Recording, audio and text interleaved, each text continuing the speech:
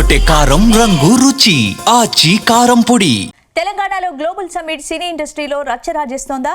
2 రోజుల సమ్మిట్ కు నందమూరి బాలకృష్ణ రాకపోవడంపై ఫ్యాన్స్ నారాజ్ అయ్యారా? ఇదే సమ్మిట్ లో బాలయ్య పేరును చిరంజీవి ఎందుకు ప్రస్తావించలేదని అభిమానులు ప్రశ్నిస్తున్నారా? మరోవైపు ఈ సమ్మిట్ కు మెగాస్టార్ ఇంటికెళ్లిన 2 మంత్రులు బాలయ్యను ఆహ్వానించేందుకు ఎవరిని పంపాలో చెప్పాలంటూ డిమాండ్ చేస్తున్నారా?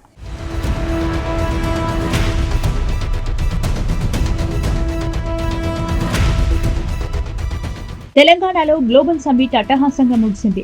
ఈ సమ్మిట్ లో అనేక దేశాలు ప్రభుత్వంతో పలు ఎంఓయూలు చేసుకున్నాయి. అటు సినిమా ఇండస్ట్రీ డెవలప్మెంట్ కు సంబంధించి అనేక మంది ఆసక్తి చూపించారు. ఈ సమ్మిట్ చివరి రోజున పలువురు సినీ ప్రముఖులు హాజరయ్యారు. దిల్ రాజు, సురేష్ బాబు, శ్యామ్ ప్రసాద్, సుప్రియ లాంటి నిర్మాతలతో పాటు చిరంజీవి, నాగార్జున లాంటి హీరోలు కూడా ఈ సమ్మిట్ కు హాజరయ్యారు.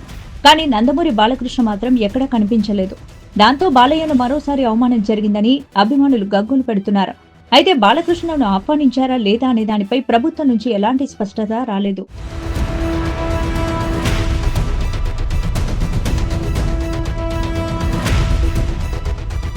నిజానికి ఈ చర్చ ఇలా సోషల్ మీడియాలో వైరల్ కావడం వెనుక పెద్ద కారణమే ఉందనే టాక్ వినిపిస్తోంది. గతంలో ఇలానే సినీ ప్రముఖుల్ని సీఎం వైఎస్ జగన్ ను కలిసేందుకు మీటింగ్ ప్లాన్ చేస్తే ఆ లిస్టులో ఎక్కడా చివర్లో బాలకృష్ణ పేరు చేర్చారు. ఈ విషయాన్ని ఏపీ అసెంబ్లీలో స్వయంగా బాలకృష్ణ బయట పెట్టుకున్నారు. ఆహ్వానితుల జాబితాలో తన పేరును 9వ స్థానంలో వేశారంటూ ఆగ్రహం వ్యక్తం చేశారు. అప్పట్లో బాలయ్య స్టేట్మెంట్ బాగా వైరల్ అయింది. ఇప్పుడు మరోసారి అదే క్లిప్ ను వైరల్ చేస్తున్నారని టాక్ వినిపిస్తోంది. ఈసారి జాబితాలో 9వ స్థానంలో కూడా బాలయ్య పేరు లేదా అంటూ గిచ్చే ప్రయత్నం చేస్తున్నారు.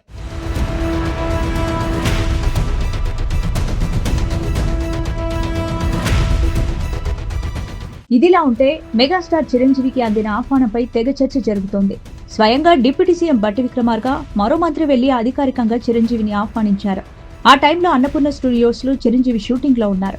ఈ విషయాన్ని కూడా చిరంజీవి తన ప్రసంగంలో బయటపెట్టారు. కనీసం ఈ స్థాయిలో కాకపోయినా ఓ అధికారిని పంపించైనా బాలకృష్ణను ఆహ్వానించలేదా అనేది నందమూరి అభిమానులు ప్రశ్నిస్తున్నారట. అసలు తెలంగాణ ప్రభుత్వం బాలకృష్ణను ఆహ్వానించిందా లేదా? ఆహ్వానించినప్పటికీ బాలకృష్ణ వెళ్లలేదా అనే విషయంపై స్పష్టత కోరుతున్నారు. అయినప్పటికీ ఈ అంశాన్ని చిరంజీవి కాస్త కవర్ చేసే ప్రయత్నం చేశారు. తను సోలోగా సమ్మిట్ కు వచ్చినట్టు కాదని, టాలీవుడ్ తరపున అందరి ప్రతినిధిగా హాజరయ్యానని చిరంజీవి ప్రకటించారు.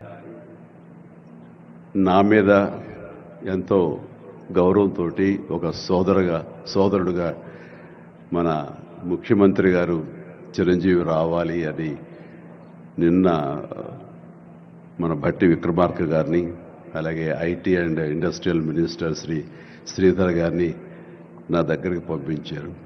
సరిగ్గా వాళ్ళు వచ్చే సమయానికి నేను ఏ పొజిషన్లో ఉన్నాను తెలుసా అండి? ఎవరో అమ్మాయితో డ్యాన్స్ చేస్తూ ఉన్నాను. చాలా ఇబ్బంది అనిపించింది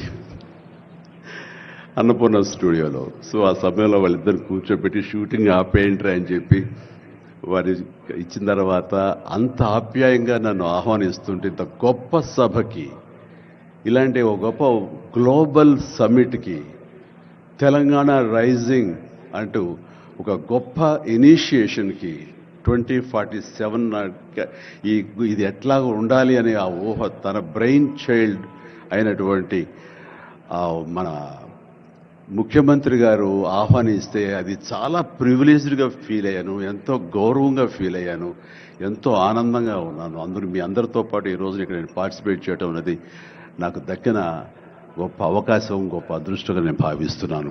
మొత్తం మీద చిరంజీవి స్టేట్మెంట్ పై బాలయ్య అభిమానులు ఫైర్ అవుతున్నారు. మెగాస్టార్ ప్రసంగంలో అక్కినేని నాగార్జున, వెంకటేష్ పేర్లు చెప్పి బాలకృష్ణ పేరును ప్రస్తావించకపోవడాన్ని బాలయ్య అభిమానులు జీర్ణించుకోలేకపోతున్నారు. లిస్టులో కనీసం 9వ స్థానంలో పేరు లేకపోయినా కనీసం బాలకృష్ణ పేరును ప్రస్తావించుంటే బాగుండేదని ఫీల్ అవుతున్నారు. ఏది ఏమైనా తెలంగాణ గ్లోబల్ సమ్మిట్ మరోసారి మెగా నందమూరి ఫ్యామిలీలో రచ్చ రాజేసేలా కనిపిస్తోంది.